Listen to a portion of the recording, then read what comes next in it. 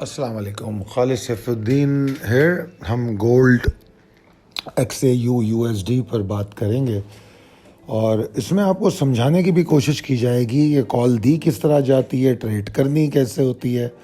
चाहे आप international market में काम करते हो या पाकिस्तान मर्केंटाइल एक्सचेंज में, डज़ नॉट मैटर। आपको ट्रेडिंग आनी चाहिए, समझ आनी चाहिए ट्रेडिंग किस तरह करनी है।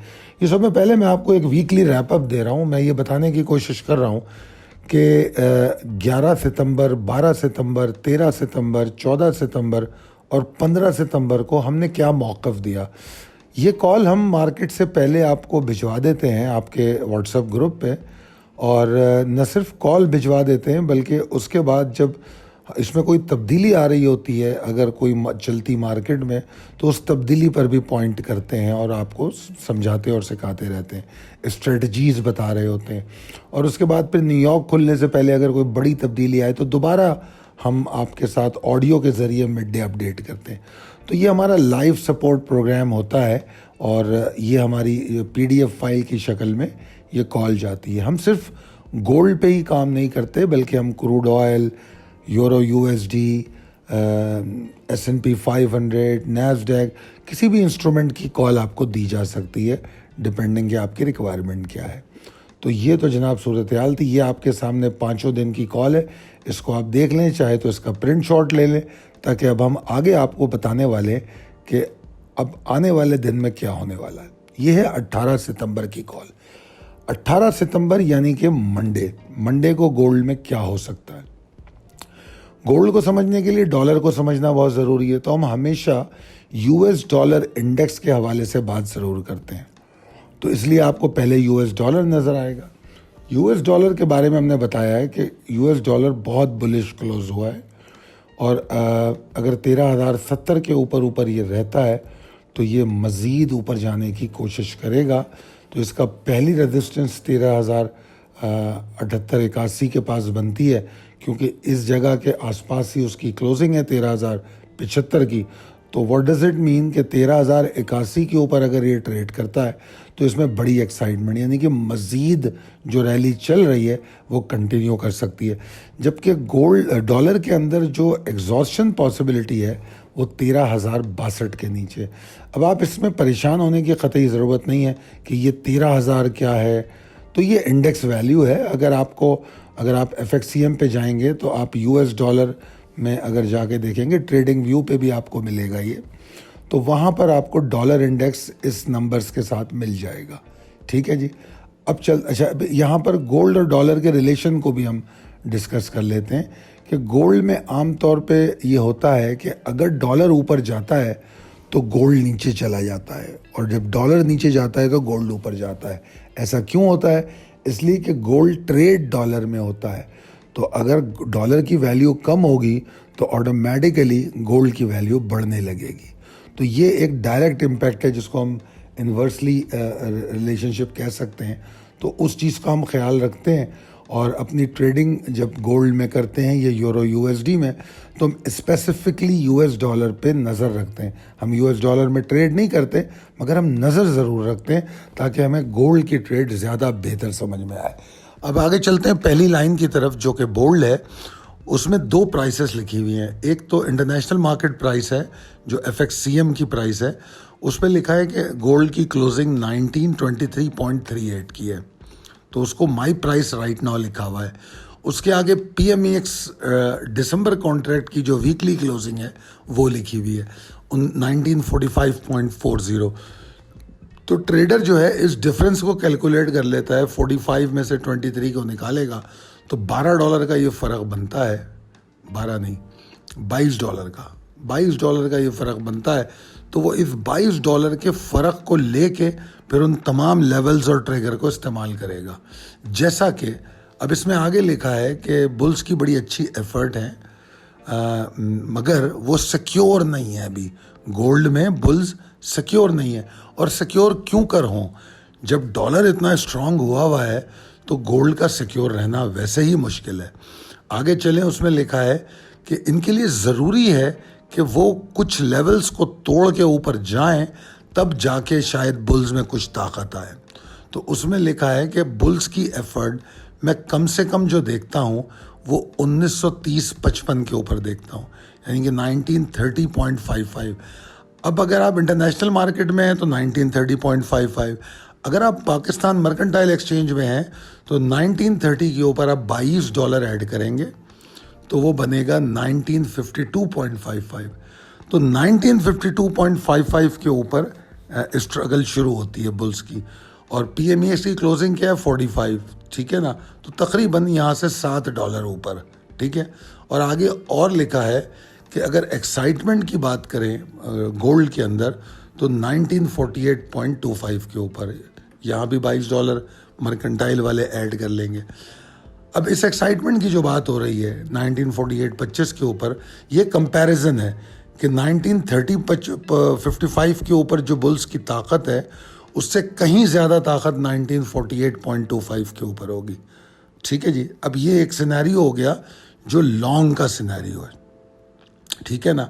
अगर आप नोटिस करें तो पहली लाइन में ये कहा जा चुका है कि बेशक बुल्स एफर्ट कर रहे हैं मगर अभी वो सिक्योर नहीं है। तो इससे हमें फील क्या मिलता है कि गोल्ड में बुल्स की पोजीशन कोई बहुत मुस्तहकम नहीं है, ठीक है। उसके बावजूद भी जो पॉसिबिलिटी ऑफ लॉन्ग है वो बयान कर दी गई है। अब आगे चलिए, आगे लिखा है I am expecting exhaustion below 1915-50, यानी कि अगर 1915.50 के नीचे ट्रेड करे तो जो गोल्ड है वो एग्जॉस्ट होना शुरू होगा, यानी कि थकावट आएगी, नीचे गिरने लगेगा। अब क्लोजिंग क्या है 1923.38, यानी कि तकरीबन $8 नीचे अगर ये ट्रेड करता है तो इसमें एग्जॉर्शन होती है। तो अब हम इंतज़ार करेंगे कि 1915-50 के पास जब आ रहा होगा तो हम इसकी एग्जॉर्शन को देखेंगे, इसके नीचे ट्रेड करेगा तो हम शॉर्ट कर देंगे, और अगर 1909 को तोड़ देगा तो फिर तो शॉर्ट न सिर्फ स्ट्रांग हो जाएगा बल्कि बहुत से ट्रेडर इसमें यह भी अमल कर सकते हैं कि 1909 के नीचे शॉर्ट की तादाद को बढ़ा दें। अब यहाँ पर जो लोग सेंटिमेंट्स और ट्रेडिंग को समझते हैं वो इसका फ़ायदा और तरीके से भी उठा सकते हैं। किस तरह? जैसे 1923 की क्लोजिंग है, अब अगर खुलता है ये कल सुबह और 1923 और 30 के बीच में एग्जॉस्ट होता है, और जिनको सेंटिमेंट समझ में आते हैं वो वहाँ पर consistency of bears supply zone को अगर समझते हैं तो वो 1923 और 30 के दरमियान ही उस एरिया में ही शॉर्ट कर देंगे, जिसको हम कहते हैं शॉर्ट ऑन स्ट्रेंथ। वो शॉर्ट ऑन स्ट्रेंथ करेंगे वहीं पर, और उसके बाद वो स्टॉप लॉस जो है उसका अपने डे हाई के ऊपर ले लेंगे, या एट द मोस्ट आप 1930-55 या 36 के ऊपर तक ले सकते हैं, ज़्यादा से ज़्यादा 36 इज़ द लास्ट रिजॉर्ट। अच्छा, दूसरी तरफ अब आप इसको दोबारा देखिए नीचे की जानिब। अब अगर ये वहाँ से चलना शुरू हुआ तो जब 1915-50 को तोड़ेगा, क्योंकि जो शॉर्ट हमने 1923 पे किया उसका टारगेट 1916 और 15 के बीच में है, तो हम इसके स्टॉप लॉस को ट्रेल करेंगे। जब वो 15 के करीब आएगा तो हम 1670 के ऊपर स्टॉप लॉस लगाएंगे, और अगर 15-50 तोड़ देगा अब हमारा शॉर्ट भी सिक्योर हो गया, नंबर 1। नंबर 2 ये कि हम चाहें तो मज़ीद शॉर्ट ऐड कर सकते हैं। नंबर 3 ये कि अब हम प्रॉफिट में खड़े हुए, ठीक है ना, तो हम पहले वाले शॉर्ट का स्टॉप लॉस भी साथ ही ट्रेल करेंगे। मतलब अब सारे स्टॉप लॉस हमारे एक जगह लगे होंगे, और जिस तरह आगे कॉल में कहा गया है 1909 तोड़ने के बाद इसमें बड़ी गिरावट आ जाएगी। नीचे मैंने नंबर दिया हुआ है जिसमें हमने बताया कि आप अगर चाहें और ये हमारी डेली कॉल्स और लाइव मार्केट सपोर्ट का फ़ायदा उठाना चाहते हैं तो आप इस दिए गए नंबर पर रब्ता कर सकते हैं।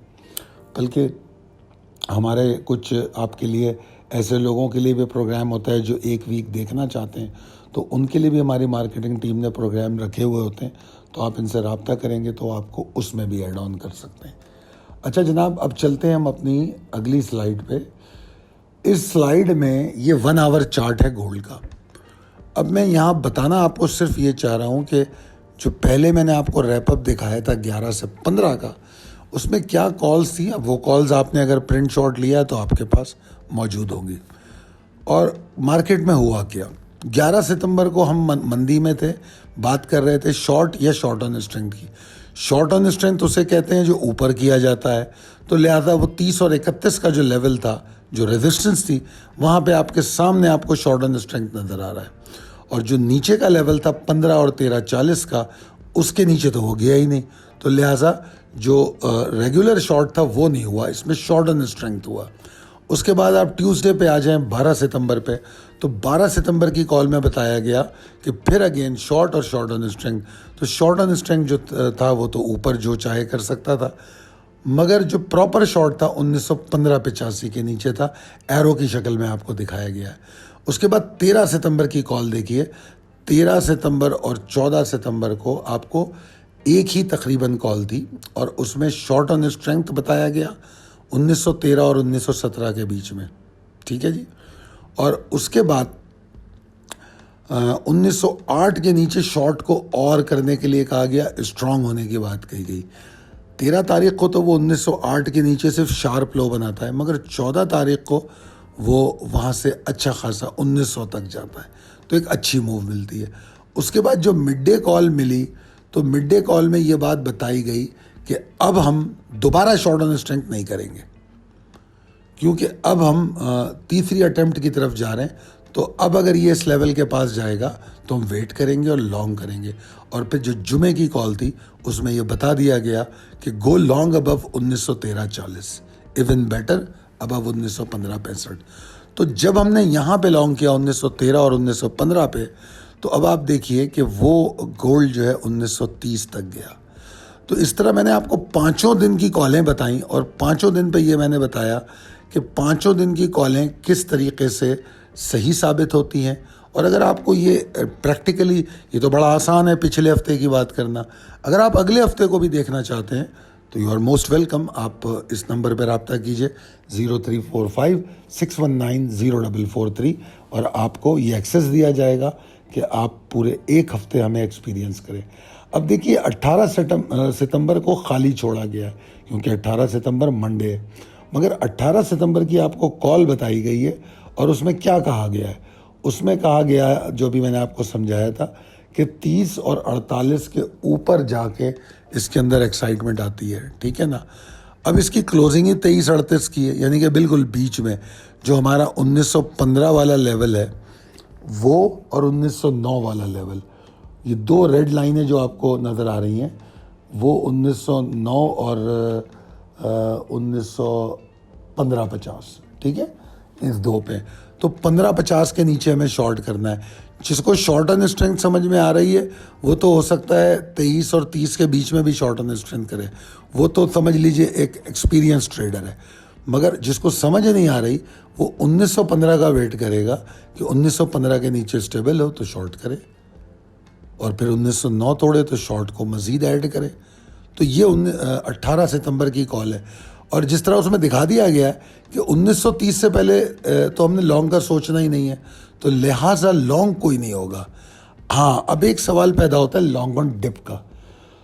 तो लॉन्ग ऑन डिप हो सकती है और उसकी पॉसिबिलिटी देखनी पड़ेगी। वो पॉसिबिलिटी हो सकता है आपको 1909 के पास मिले, अगर पॉसिबिलिटी हुई, या 1909 से लेकर 1901 के दरमियान मिले।